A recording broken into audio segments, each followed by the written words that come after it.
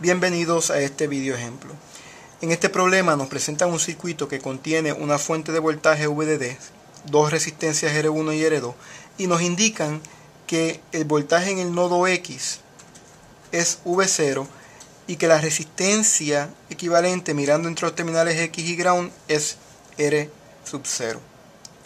Antes de entrar en los detalles de este problema y entendiendo que estamos recién acostumbrándonos a esta nueva notación esquemática en el curso de electrónica, lo que haremos es redibujar este circuito de la manera en que estamos acostumbrados a verlos en el curso de circuitos 1. Así que hagamos eso primero que nada. Tenemos una fuente de voltaje VDD conectada a una resistencia R1,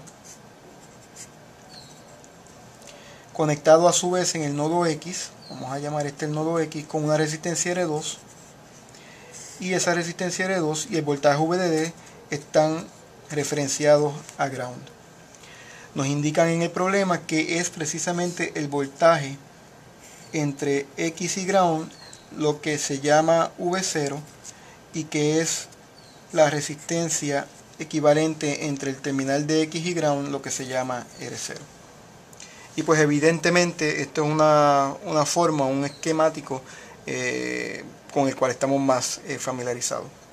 Bueno, ahora el problema. ¿Qué nos pide el problema? El problema lo que nos pide es que calculemos cuánto es V0 y cuánto es R0.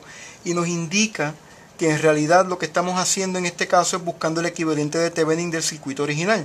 Es decir, recordarán que el teorema de Thevenin lo que nos dice es que cualquier circuito puede ser reemplazado por otro circuito equivalente que contenga solamente una fuente de voltaje independiente en serie con una resistencia, de forma tal que si fuéramos a conectar una carga en el circuito original, llamémosla RL,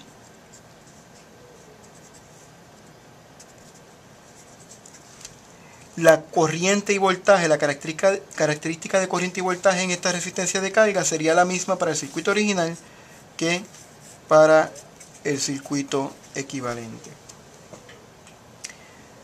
¿Cómo calculamos el voltaje de Thevenin? Bueno, recordarán que el voltaje de Thevenin no es otra cosa que el voltaje de circuito abierto. Cuando quitamos la carga, aquí no está presente la carga, así que sencillamente V0. ¿Cuánto es V0? Pues el mismo problema nos indica que esto es un divisor de voltaje, donde VDD se divide entre R1 y R2. Así que recordando la expresión para divisor de voltaje, tenemos que V0 no es otra cosa que el voltaje que se divide, que es VDD, multiplicado por la corriente de interés R2 sobre la suma de las dos corrientes en serie en este circuito. Así que ahí tenemos el valor V0, que es el valor de circuito abierto que corresponde al circuito equivalente de Thevenin. Lo otro que nos piden entonces, lo que nos faltaría es la resistencia equivalente de Thevenin, ¿verdad? Que es la resistencia mirando entre los terminales de interés y que en este caso estamos llamando R0.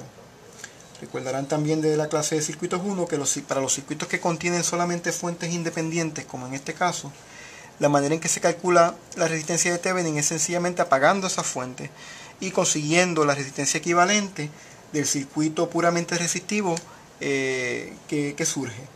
Así que para apagar una fuente de voltaje lo que hacemos es que la llevamos al voltaje a cero, lo que implica que es sacar la fuente y sustituirla por un cortocircuito. Así que sería donde está esa fuente de voltaje ahora,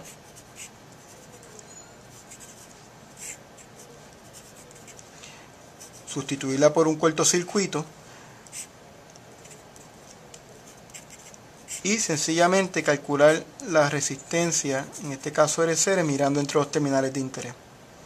Bueno, pues entonces tenemos que R2 en este caso no está sino en paralelo con R1, así que R0, la resistencia equivalente de Thevenin, es igual a R1 en paralelo con R2, que no es otra cosa que R1 R2 sobre R1 más R2.